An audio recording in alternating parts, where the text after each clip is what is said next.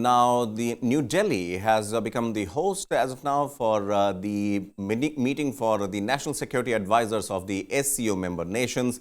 And today, National Security Advisor Ajit Doval addressed the gathering.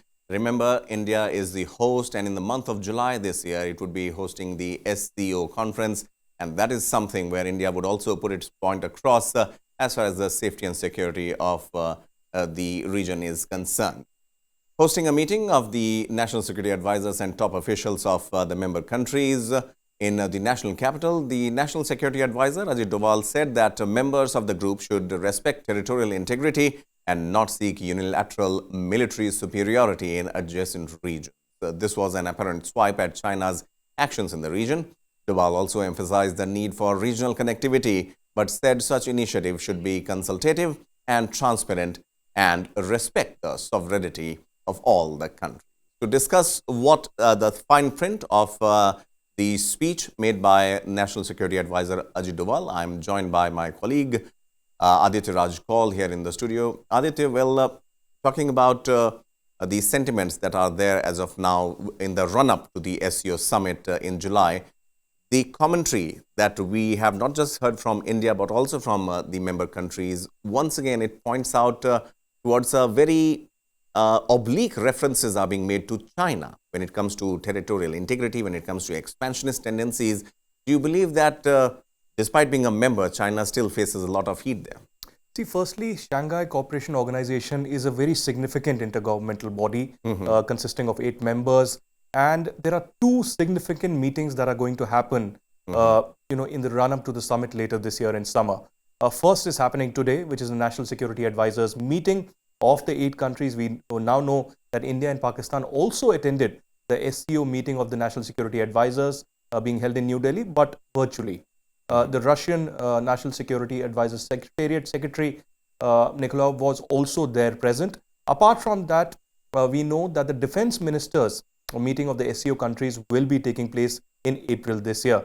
And we know for a fact that, why SCO is significant and important.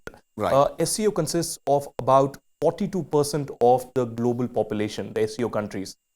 We also have the SCO holding about 25% of the global GDP. So it is paramount that the security concerns need to be discussed. And coming to your question about China, Ajit Doval made 2 significant points. One, on the territorial integrity, clearly a dig at China and what's been happening both at the eastern Ladakh and in Arunachal Pradesh and the neighboring areas across the line of actual control. Right. The Chinese hegemony and the Chinese incursions have increased over the last many years. So this was a message to China. And secondly, about condemning terrorism in all its manifestations. This has been a stand that India has taken for last several years, and it is key and important and paramount for all 8 SCO nations to come together, which also includes Russia, China, India and Pakistan, apart from 4 other countries. So we will see a charter coming out of this meeting, but National Security Advisor Ajit Doval importantly mentioning that territorial integrity is of importance, and you need to have respect for integrity and mutual respect among these nations to take the security forward. 2 other issues that were also discussed in this meeting. One was the concerns of security developments in Afghanistan after Taliban takeover, because there's been a rise of Daesh and the ISIS. And apart from that, other radical and terror organizations, including Al-Qaeda, ISIS, and other splinter Islamist radical groups globally, and the challenge of the terrorism and radicalizations globally. He mentioned about the UN 1267 committee and other committees and other global norms on terrorism that need to be respected, and there needs to be more mutual cooperation and strategic partnership among these 8 SCO nations to take this challenge forward. Right. Also, with respect to terrorism, obviously Pakistan, we have seen time and again being questioned and called out on several international fronts. But recently we also saw how the FATF rankings once again was lenient on Pakistan. So Aditya, in this regard, do you believe that these regional cooperations could be, in the times to come, be helpful in putting pressure on the international community in order to call out those nations supporting or emanating terrorism from? You know, Pankaj, India has been at the forefront of taking the challenge of terrorism head on. We have been victim of Pakistan's terrorism for more than 3 decades now.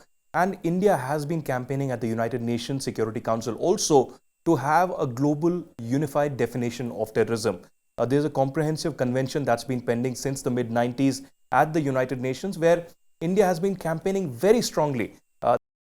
Is not a challenge only in South Asia or in a particular region, but this is a global menace. And US has suffered it, Europe has suffered it, and South Asia has been bearing the brunt for a long time. I would like to just read what National Security Advisor Ajit Doval mentioned on terrorism. He said, terrorism in all its forms and manifestations and its financing are among the most serious threats to international peace and security.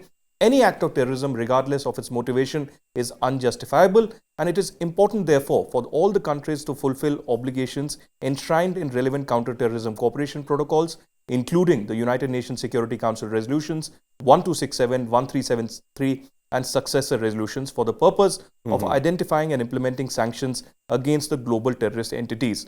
So, this is the line with the Charter of the SCO to combat terrorism, separatism, and extremism in all its manifestations. So, this entire definition of good terror and bad terror is something that India is challenging. India is saying terrorism is terrorism in all its forms, in all its manifestations. It needs to be condemned. It cannot be justified in any way. And SCO is one important intergovernmental multilateral body where these 8 nations need to come together. We know that Pakistan is also a member of the SCO, and it has been, been given a long rope on terrorism. No multilateral body has really challenged Pakistan. Yes, FATF had put Pakistan in the grey list, and for last more than 4 years, Pakistan did suffer economically. And today, we see the condition of Pakistan economically completely, shattered. Politically as well, there's been entire bandwagon of campaign and collision happening.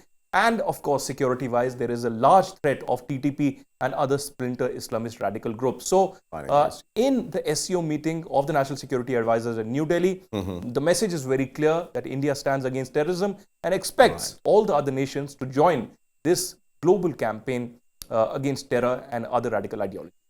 Right, Aditya. And now Prime Minister Modi too is expected to address the gathering shortly. But before that, let's listen to what Ajit Doval had to say earlier in the day.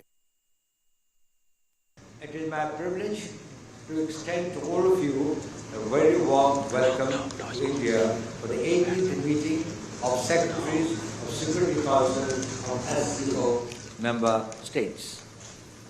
I thank you for accepting my invitation to this meeting, as it provides us an opportunity to discuss matters which require cooperation and coordination amongst us.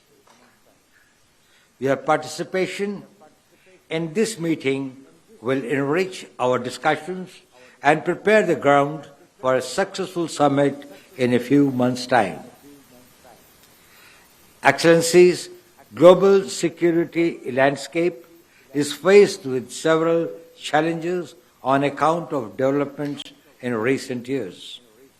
The SCO region is also affected by the impact of these challenges. It is my view, however, that the goals and vision of SCO as enshrined in its charter can show us the path forward.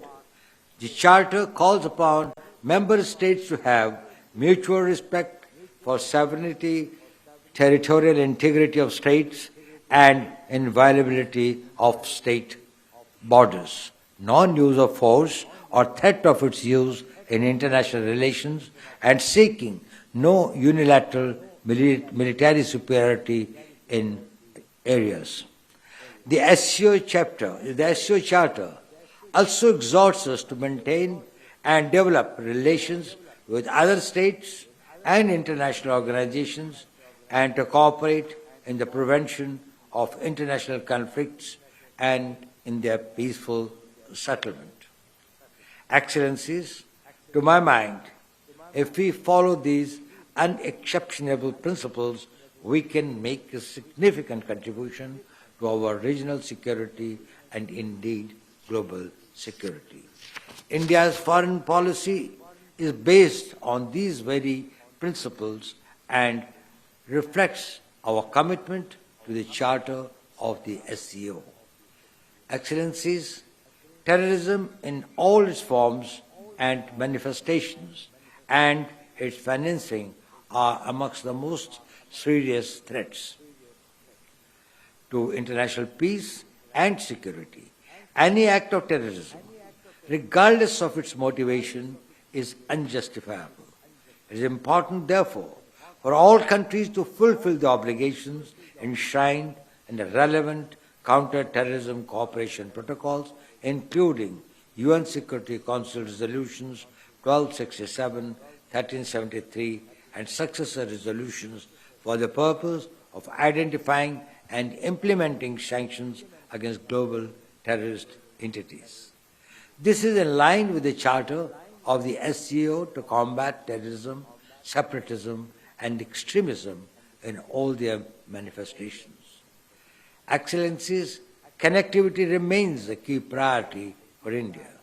We stand ready to cooperate on investing in and building connectivity in the region, while expanding connectivity. It is also important to ensure that such initiatives are consultative, transparent, and participatory, and respect the sovereignty and territorial integrity of all countries.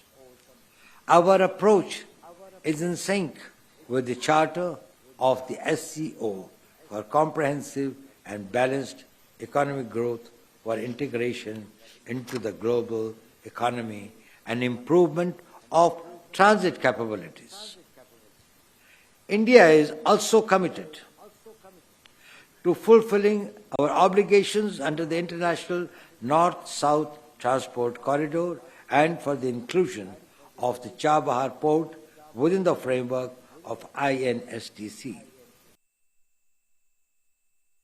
Well, there we had NSA Doval speaking at the SCO conference. Aditya, talking about gatherings like an SCO or for that matter Quad, India has not just focused on the strategic aspect of it, but also has spoken in terms of economic growth, in terms of connectivity, and that's what has been the cornerstone also. When we talk about Afghanistan, it's not just all about the strategic importance, but also the connectivity, the economic growth of that particular region.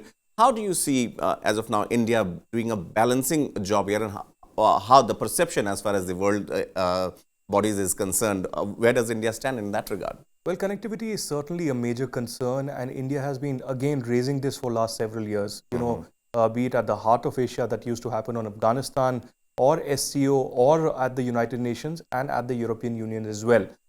You correctly mentioned Afghanistan as one of the key areas where there was a robust trade that was underway between India and Afghanistan. Of course, Taliban's takeover has hit a major roadblock, but even before that, Pakistan had blocked the road trade and road transportation between India and Afghanistan, and that was a major concern. On the other hand, we've seen China also raising the bandwagon of the BRI and the CPEC and using the debt kind of crisis for the countries in connection with this connectivity. Taking advantage of the connectivity, we saw what happened in Sri Lanka, we are seeing what's happening in Pakistan, and of course in Maldives as well. So China's debt, controversial debt crisis for these countries is a major concern also. But there are concerns also with Pakistan not allowing connectivity for India to the larger portion of Afghanistan and Central Asia, which once opens will be a major boost not only for India but for entire South Asia. But perhaps under the patronage and support of China, Pakistan has been delaying this.